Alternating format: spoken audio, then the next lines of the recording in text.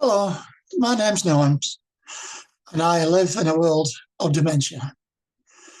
I live on a planet called dementia, which is what I call it sometimes, because sometimes, lesson one, uh, sometimes people think that when people get dementia, they go deaf, and they don't. In fact, it's the last part of your bodily functions that you lose at the end of your life. So many times I've heard people say, what planet's he on? And that's the reason why I always say I live on planet dementia. But most people think that we live in a world of our own. And it's true, we do. Sometimes we live in your world and our world. When we're in your world, sometimes things may seem normal. People will look at us, as they probably will while I'm saying this, and say, well, this seems quite normal. He seems quite okay. He talks okay. He looks okay. And I always kind of giggle when they say he doesn't look like he's got dementia. Because what are you supposed to look like when you have dementia? The best one is he doesn't sound like he's got dementia, as though we've got our own language. Right? And I can trust you we haven't, even though sometimes you may think we have. I always think I'm an expert in gobbledygook.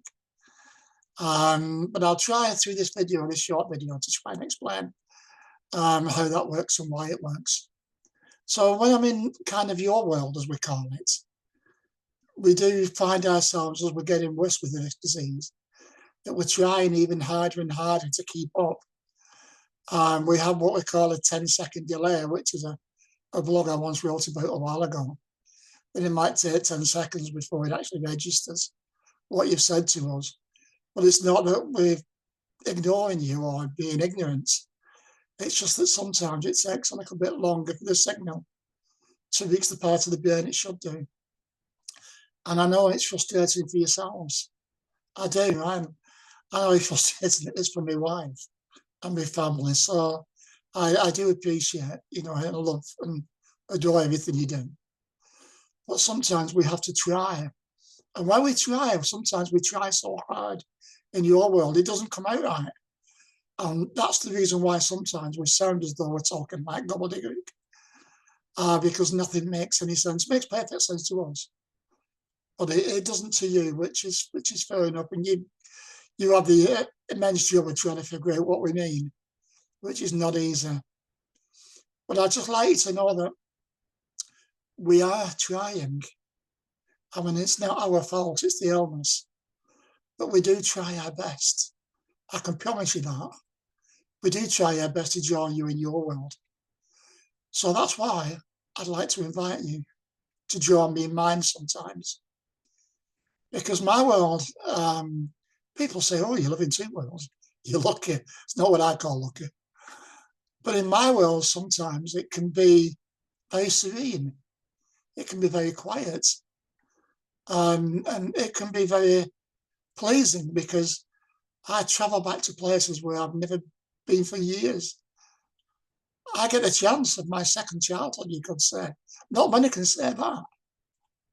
I get the chance to travel back because sometimes I will go into myself and I will just remember what I used to do, where I used to go, what I did as a boy, as a teenager and as a man, where I worked, and things like that. And these are what I call my quiet times, because I will sit and just look into space. But unless I'm agitated and unless I look uncomfortable, believe me, I'm quite happy where I am. And if I'm happy, then just leave me now. And this is the advice I give to everybody. If somebody's sitting in a room talking to a computer or talking to a television that's not switched on, and they have dementia, but they're having a wonderful conversation with whoever they want the conversation with, then leave them to it. They're not doing any harm. They're not harming themselves. When I go into my world, I'm either climbing trees or running through the forest or playing football, or trying to anyway. And remembering things that I absolutely love to do and things that I yearn to do, And I know sometimes it's hard for you to think, well, are they okay? You know, do they look all right? But I know it's hard. It's, but we're not as bad when we're like that as what we are when we're in trouble. What I call in trouble. I always think I'm in a bit of trouble here, purely because our world isn't always serene and quiet. Our world is full of frustration. Our world is full of intense emotions and feelings.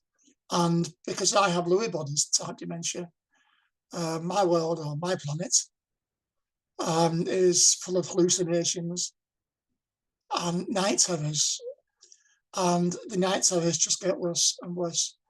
I find myself most mornings as I wake up sitting on the edge of the bed, head in hands, because I'm trying to get rid of the awful, awful night terrors I'd had the night before. Things like this can happen during the day as well. You see, you've got to remember there's a difference between night terrors and hallucinations. Hallucinations, I'll give you a perfect example. I've started, or tried to keep my mind going by, I've started a coin collection. And I've started one because I'm not leaving it for my kids, so they can learn how we used to live. So I've started collecting 3 decimal coins. And I sat there yesterday, putting all my coins into order and looking at them. And all of a sudden, I was 12 again.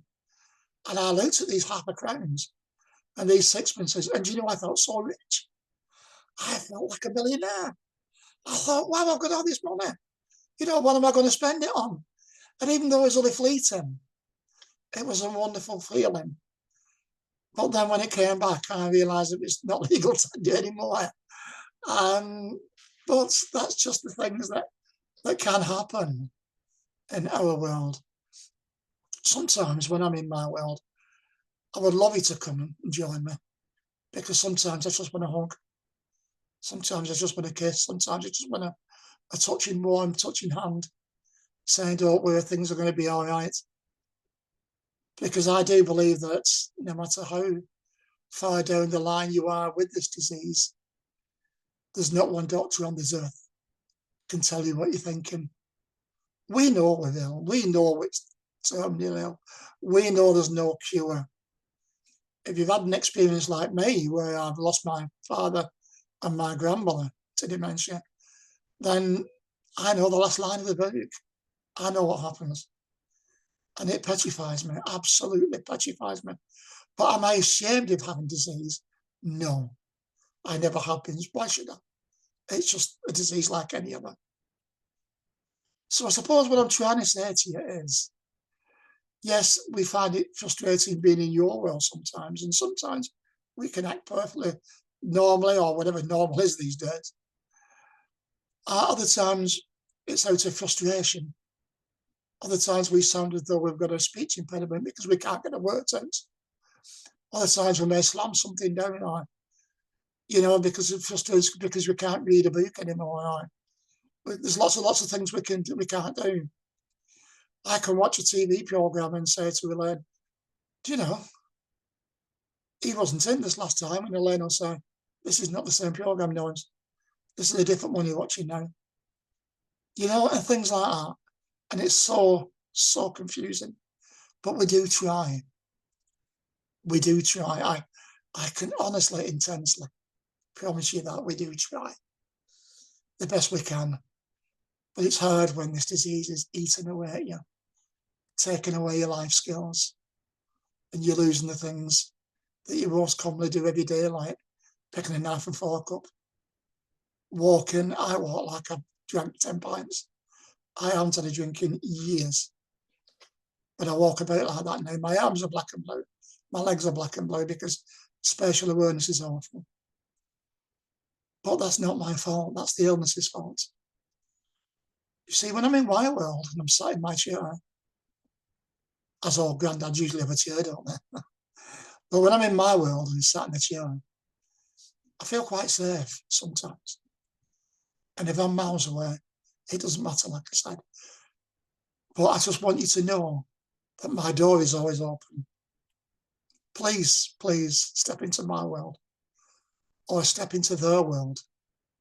You have dementia, the people you know, and they'd be ever so grateful. I hope this explains a little bit, and I hope it helps. Please share it, not only here, but across the world if you like. And I wish you all the best, and I hope to live long enough to maybe do a few more of these. So I'll say bye for now, and see you in whatever world you're in. Bye, everybody.